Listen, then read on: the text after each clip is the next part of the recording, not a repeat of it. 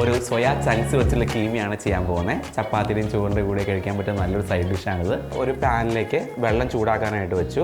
നമ്മൾ അതിനായിട്ടായും തന്നെ അല്പം ഉപ്പ് ഇട്ട് കൊടുക്കുകയാണ്. ഒരു നുള്ളു മഞ്ഞൾപ്പൊടി കൂടി നമ്മൾ ഈ സമയത്ത് ഇട്ട് കൊടുക്കുന്നുണ്ട്. ഒരു കളർ കൂടുതൽ കിട്ടാനായിട്ടാണ്. അതിൻ്റെ സകല അഴുക്കും ഈ സമയത്ത് മഞ്ഞൾപ്പൊടി ഇട്ട് കൊടുക്കുന്നതോടെ പോയി കിട്ടും. 100 ഗ്രാമോളം സോയാ ചങ്ക്സ് ഇട്ട് കൊടുക്കുന്നുണ്ട്. ഇത് നല്ല രീതിയിൽ ഒരു 10 മിനിറ്റ് കൊണ്ട് കുക്കായിട്ട് വരും. അത് പിഴിഞ്ഞതിന് ശേഷമാണ് നമ്മൾ കീമ തയ്യാറാക്കുന്നത്. നമ്മളിങ്ങനെ തണുത്ത വെള്ളത്തിലേക്ക് മാറ്റി നല്ല രീതിയിൽ ഇതിന് പിഴിഞ്ഞെടുക്കുകയാണ് നമ്മൾ. ശരിക്കും നമ്മൾ വെള്ളം പിഴിഞ്ഞ് കളയുന്നുണ്ട്. ഇതിൻ്റെ വെള്ളം ഉണ്ടെന്നുണ്ടെങ്കിൽ നമുക്ക് കീമ കറക്റ്റായിട്ട് കിട്ടില്ല. മിക്സിയുടെ ജാറിലേക്ക് ജസ്റ്റ് ഒന്ന് ക്രഷ് ചെയ്യാനായിട്ട് ഇട്ട് കൊടുക്കുകയാണ്. ഇത് നമ്മളൊന്ന് ജസ്റ്റ് ക്രഷ് ചെയ്തെടുക്കുന്നുണ്ട്. കീമയുടെ മസാല തയ്യാറാക്കാനായിട്ട് നമ്മൾ ഒരു 3 ടേബിൾ സ്പൂണോളം ഓയിൽ, നമ്മളിവിടെ വെജിറ്റബിൾ ഓയിലാണ് എടുത്തിരിക്കുന്നത്. കട്ട് ചെയ്ത് വെച്ചിട്ടുള്ള ഒരു സവാള മീഡിയം വലുപ്പത്തിലുള്ളത്, 2 പച്ചമുളക്, അത്രയാണ് നമ്മളിപ്പോൾ ഇട്ട് കൊടുക്കുന്നത്. ഈ സമയത്ത് വേണമെങ്കിൽ നമുക്ക് ഇതിലേക്ക് കറിവേപ്പില ഇട്ട് കൊടുക്കാം. ഒരു തണ്ട് കറിവേപ്പില കൂടി ഇട്ട് കൊടുക്കുന്നുണ്ട്. 1/2 ടേബിൾ സ്പൂൺ ഉപ്പ് ഇട്ട് കൊടുക്കുന്നുണ്ട്. നമ്മൾ നല്ല രീതിയിൽ മിക്സ് ചെയ്യാണ്.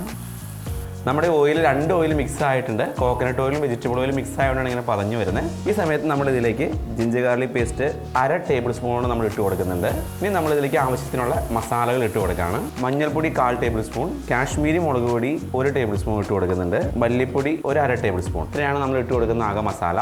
ഒന്ന് സോട്ടി എടുക്കുന്നുണ്ട്. ഇനി നമുക്ക് ഇതിലേക്ക് ആവശ്യമുള്ള ചിക്കൻ മസാല, മീറ്റ് മസാല എല്ലാം ഇട്ട് കൊടുക്കാം. നമ്മൾ ഒരു തക്കാളി ഇട്ട് കൊടുക്കുന്നുണ്ട്.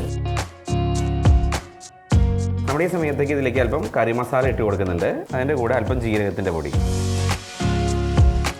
ഇതിലേക്ക് നമ്മൾ അല്പം വെള്ളം ഒഴിച്ച് കൊടുക്കുന്നുണ്ട്. ഇതിൽ നമുക്ക് ചിക്കൻ മസാല, ഇറച്ചി മസാല നമുക്ക് ഈ സമയത്ത് ഇട്ട് കൊടുക്കാം. നമുക്ക് ഇഷ്ടമുള്ള ഫ്ലേവറിൽ ഇത് മാറ്റാം. ഇത് നമ്മൾ നല്ല രീതിയിൽ തിളച്ച് വരുമ്പോഴാണ് നമ്മൾ ഇതിലേക്ക് ചതച്ച് വെച്ചിട്ടുള്ള സോയാ ബോൾ ഇട്ട് കൊടുക്കുന്നത്.